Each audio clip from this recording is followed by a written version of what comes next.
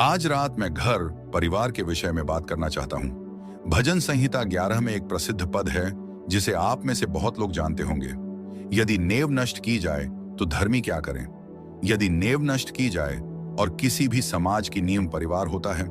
इसके साथ एक और पद है भजन संहिता 62 में, वे जानते नहीं न समझते हैं, वे अंधकार में चलते हैं, पृथ्वी की सब नेवें हिलाई जा चुकी हैं।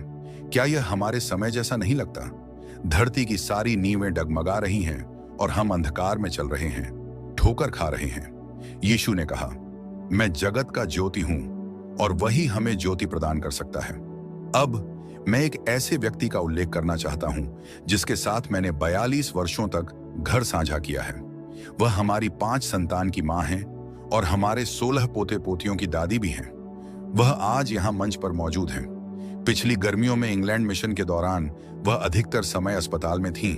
कोई गंभीर समस्या नहीं थी, लेकिन उन्हें नया कूल्हा हिप रिप्लेसमेंट लगवाना पड़ा और उनके भोजन नली इसोफेगस की शल्य चिकित्सा भी करनी पड़ी। कुछ साल पहले जब वह अपने पोते पोतियों के लिए झूला ठीक कर रही थीं, तब वे पेड़ से गिर गईं और कई हड्डियां टूट गईं, जिससे उनके शरीर को बहुत नुकसान हुआ। लेकिन अब वह पहले से बेहतर हैं। अगर आपका घर मसीही नहीं था तो आप अपने बच्चों को एक मसीही घर दे सकते हैं। अगर आपके बच्चे बड़े हो चुके हैं और घर छोड़ चुके हैं तो आप अपने जीवन को मसीह को समर्पित कर सकते हैं और अपने आसपास किसी युवा की मदद कर सकते हैं। ये जानते हैं कि हमारे घरों में कुछ गड़बड़ है। किसी ने कहा है, हर विवाह खुशी से भरा होता है, लेकिन असली समस्या साथ रहने के बाद शुरू होती है। इसमें कुछ सच्चाई है। एक अमेरिकी मनोवैज्ञानिक कहता है, अमेरिका में लगभग आधे विवाहित जोड़ों के लिए विवाह एक शांत नरक की तरह होता है। तो समस्या क्या है? क्या इसे बदला जा सकता है? यही बात शायद यूनाइटेड किंगडम, आयरलैंड या कहीं भी जहां लोग देख और सुन रहे हैं, वहां भी लागू होती है। मैं आपसे एक सवाल पूछना चाहता हूं जो हमने पढ़े गए शास्त्र से जुड़ा हुआ है। क्या आपका घर एक मजबूत नींव पर बना है? जब दुख की बाढ़ आएगी, जब प्रलोभनों की लहरें उठेंगी, जब कठिनाइयों की आंधियां, युद्ध, मृत्यु या न्याय का समय आएगा, क्या आपका घर स्थिर रहेगा? क्या आपकी नींव मजबूत है? सामाजिक शोधकर्ता बताते हैं कि तनाव के समय में परिवारों को करीब लाने के बजाय कई पति पत्नी संघर्ष से भाग जाना आसान समझते हैं, क्योंकि पारिवारिक त्रासदियां भारी भावनात्मक दबाव उत्पन्न करती हैं। हमारे देश के एक प्रसिद्ध परिवार को कुछ वर्षों पहले एक भयानक त्रासदी का सामना करना पड़ा। उनकी बेटी का अपहरण कर लिया गया था, लेकिन वे एक दूसरे के साथ बने रहे। वे एक साथ प्रार्थना करते थे, एक साथ काम करते थे और उन्होंने हजारों डॉलर खर्च किए। आखिरकार लगभग 1 या 2 साल बाद उनकी बेटी को बचा लिया गया, लेकिन जैसे ही वह घर आई, उनका तलाक हो गया। भावनात्मक दबाव, तनाव और मानसिक बोझ इतना अधिक था कि उनका परिवार टूट गया। अब प्रेरित पौलुस कुरिन्थ में सेवा कर रहे थे, जो एक विलासिता में डूबा हुआ मूर्ति पूजक और अनैतिक नगर था, और उन्होंने यह कहा, हर व्यक्ति सावधान रहे कि वह अपनी नींव कैसे रखता है, क्योंकि यीशु मसीह के अलावा कोई और सच्ची नींव नहीं रख सकता। यदि आप अपना घर यीशु मसीह पर स्थापित करते हैं तो पारिवारिक समस्याएं बहुत कम हो जाएंगी और तलाक की नौबत शायद कभी ना आए। अमेरिका में किए गए एक सर्वेक्षण में पाया गया कि जहां घरों में बाइबल पढ़ी जाती है, प्रार्थना होती है और चर्च में जाया जाता है, वहां हर 300 में से केवल 1 विवाह टूटता है। लेकिन राष्ट्रीय औसत लगभग 50% है, जो दर्शाता है कि यदि आप अपने परिवार की नींव मसीह पर रखते हैं तो यही आज टूटते परिवारों का समाधान है। यीशु मसीह एक सांसारिक परिवार में जन्मे थे। उन्होंने माता पिता के अनुशासन में जीवन व्यतीत किया। उनका पहला चमत्कार एक विवाह समारोह में हुआ था। संभवतः उनके पिता का देहांत तभी हो गया था जब वे युवा थे, क्योंकि जब वे 12 वर्ष के थे उसके बाद उनका उल्लेख नहीं मिलता। शायद इसलिए यीशु मसीह अपने परिवार के लिए आर्थिक सहारा बने होंगे, लेकिन उन्होंने पारिवारिक संघर्षों को भली भांति जाना। जब वे किसी के घर में प्रवेश करते तो उनका प्रिय आशीर्वाद होता, इस घर में शांति हो। यीशु ने आत्मिक परिवार में प्रवेश को एक सांसारिक परिवार में जन्म लेने जैसा बताया। उन्होंने कहा, तुम्हें ऊपर से जन्म लेना होगा, तुम्हें नए सिरे से जन्म लेना होगा, परमेश्वर के परिवार में जन्म लेना होगा। जिस प्रकार आप किसी सांसारिक परिवार में जन्म लेते हैं, उसी प्रकार परमेश्वर के परिवार में भी जन्म लेना आवश्यक है। यदि आप स्वर्ग में जाना चाहते हैं, यदि आप अपने पापों की क्षमा चाहते हैं, यदि आप निश्चित रूप से जानना चाहते हैं कि आपके पास अनंत जीवन है, तो आपको नए जन्म की आवश्यकता है। पापों से पश्चाताप करके और विश्वास से यीशु मसीह को ग्रहण करके। यीशु मसीह ने पूरे परिवार के उद्धार की शिक्षा दी। उन्होंने जक्कई से कहा, आज इस घर में उद्धार आया है। जब वे किसी को चंगा करते या उद्धार देते, तो उनका पहला ध्यान इस पर होता कि वह व्यक्ति अपने परिवार को जाकर यह गवाही दे। कुछ लोग उनके साथ चलना चाहते थे, परंतु उन्होंने कहा, नहीं, पहले अपने परिवार को बताओ। अपने समुदाय में जाकर गवाही दो। घर लौटो और लोगों को बताओ कि परमेश्वर ने तुम्हारे लिए क्या बड़े काम किए हैं। शायद आप में से कुछ लोग आज रात अपने वैवाहिक जीवन की नई शुरुआत कर रहे हैं। शायद आप यहां अपने हनीमून पर हैं। आप एक दूसरे को सबसे बड़ा वैवाहिक उपहार क्या दे सकते हैं? कुछ दिनों पहले इस स्टेडियम में एक नवविवाहित जोड़े ने सबसे सुंदर उपहार दिया। वे शादी करके सीधे यहां आए और उन्होंने आगे आकर यीशु मसीह को अपने जीवन का केंद्र बना लिया। उन्होंने कहा, हम अपने विवाह की शुरुआत यीशु मसीह के साथ करना चाहते हैं। यह आज रात आपके साथ भी हो सकता है। शायद आपकी शादी को 10 साल, 20 साल या 30 साल हो चुके हैं, लेकिन आपने अभी तक यह निर्णय नहीं लिया है। एक सफल घर की नींव परमेश्वर की योजना पर रखी जानी चाहिए। ईश्वर द्वारा स्थापित विवाह याद रखें, पहला विवाह स्वयं परमेश्वर ने संपन्न कराया था। आदम और हव्वा का विवाह आदर्श विवाह था। आदम को कभी यह नहीं सुनना पड़ा कि हव्वा और किन किन पुरुषों से विवाह कर सकती थी, और हव्वा को कभी यह नहीं सुनना पड़ा कि आदम की मां का खाना कितना अच्छा था। हंसी, यदि हम परमेश्वर के परिवार और विवाह के नियमों की उपेक्षा करते हैं, तो हमारा विवाह असफल होने के खतरे में पड़ जाता है। लेकिन बहुत से लोग पूरी तरह से समर्पित होने में हिचकिचाते हैं। शारीरिक प्रेम ही पर्याप्त नहीं है। यह प्रतिबद्धता, कमिटमेंट ही होती है जो कठिन समय में विवाह को बनाए रखती है। जब आप विवाह करते हैं, तो आप जीवन भर के लिए समर्पण करते हैं। यही प्रतिबद्धता हमें, मुझे और रूथ को एक साथ बनाए रखती है, चाहे तनाव, संघर्ष या कठिनाई कैसी भी हो। हमने कभी अलग होने या तलाक लेने के बारे में नहीं सोचा। शायद उसने सोचा हो, लेकिन मैंने कभी नहीं सोचा। एक बार रूथ ने किसी से कहा था, मैंने हत्या के बारे में सोचा, लेकिन तलाक के बारे में कभी नहीं। एक सफल विवाह की नींव, आध्यात्मिक जीवन, विवाह और परिवार को सफल बनाने के लिए प्रार्थना, बाइबल पठन और विश्वासी जनों की संगति आवश्यक है। व्यवस्था विवरण 6 का 6 से 7 में लिखा है, और ये बातें जिन्हें मैं आज तुझे सुनाता हूं तेरे मन में बनी रहें, और तू इन्हें अपने बच्चों को चिताकर सिखाना। आपके घर में प्रार्थना का स्थान है? क्या आप खाने से पहले प्रार्थना करते हैं? क्या आप अपने परिवार के साथ बाइबल पढ़ते हैं? क्या आप और आपकी पत्नी एक साथ प्रार्थना करते हैं? एक सफल विवाह की नींव, समर्पित पति और पिता। एक समर्पित पति और पिता भी सफल परिवार की नींव का एक महत्वपूर्ण पत्थर है। एक बार एक पादरी ने बच्चों के पालन पोषण पर एक लेख लिखा।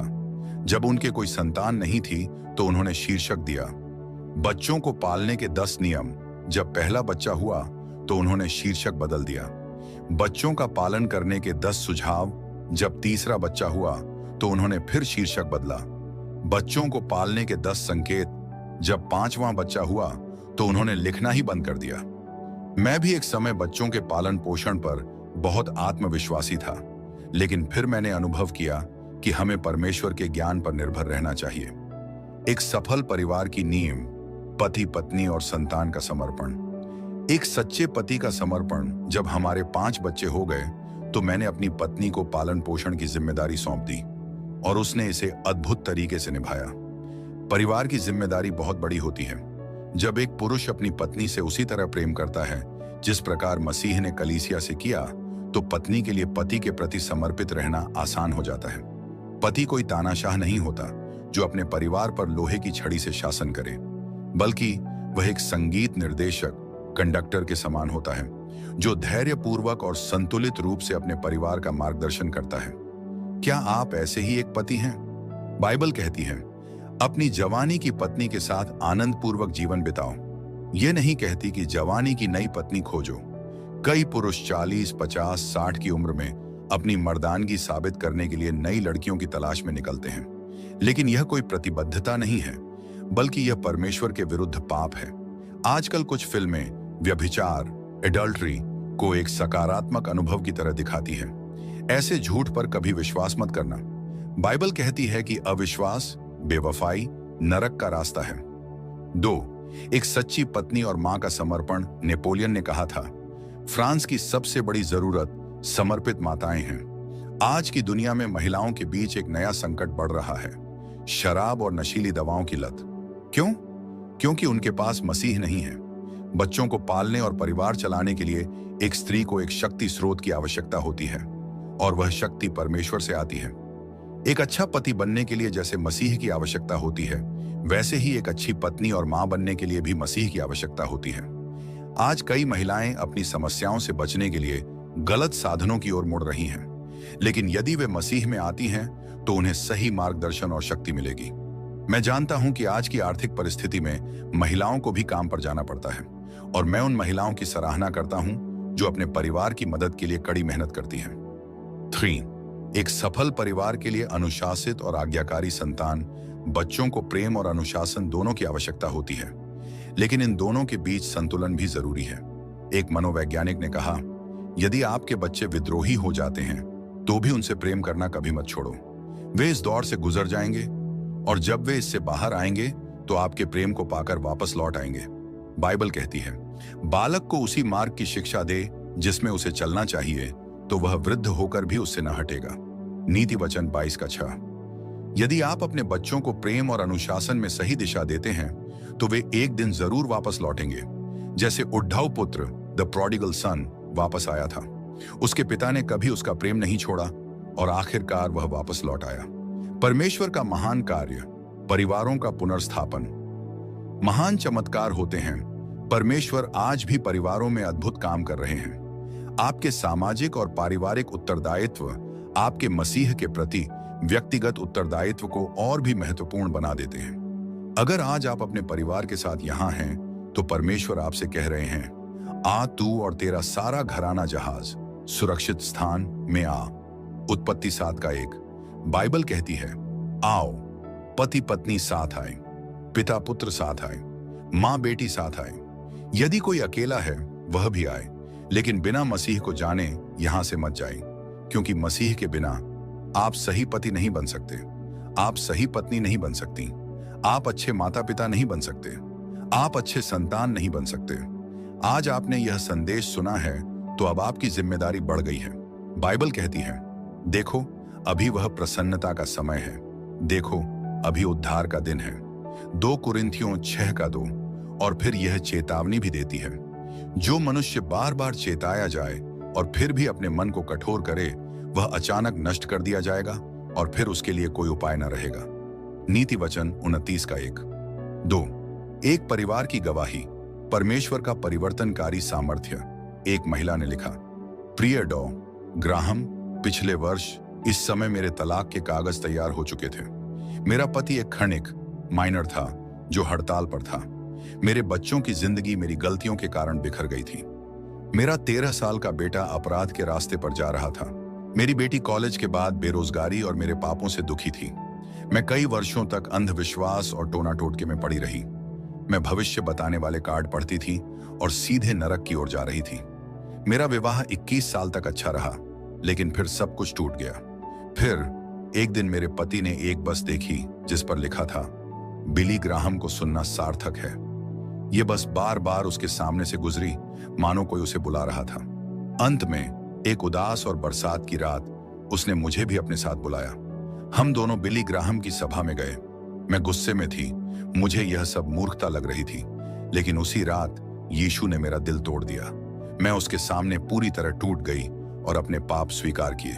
मैंने अपना जीवन उसे सौंप दिया, और अब देखिए परमेश्वर ने क्या किया। 3 हफ्ते पहले मेरे पति ने बपतिस्मा लिया। शनिवार की रात मेरी बेटी ने भी मसीह को अपना जीवन दे दिया। मेरा बेटा 6 महीने पहले मसीह में आया। इस साल मैं एक काउंसलर के रूप में सेवा कर रही हूं। हमारा परिवार पूरी तरह से टूटने वाला था, लेकिन परमेश्वर ने हमें अपने प्रेम में पुनः संगठित कर दिया। यह आसान नहीं था। हमने सब कुछ परमेश्वर को सौंप दिया, लेकिन हे प्रभु, जो कुछ आपने हमें दिया वह अनमोल है। 3.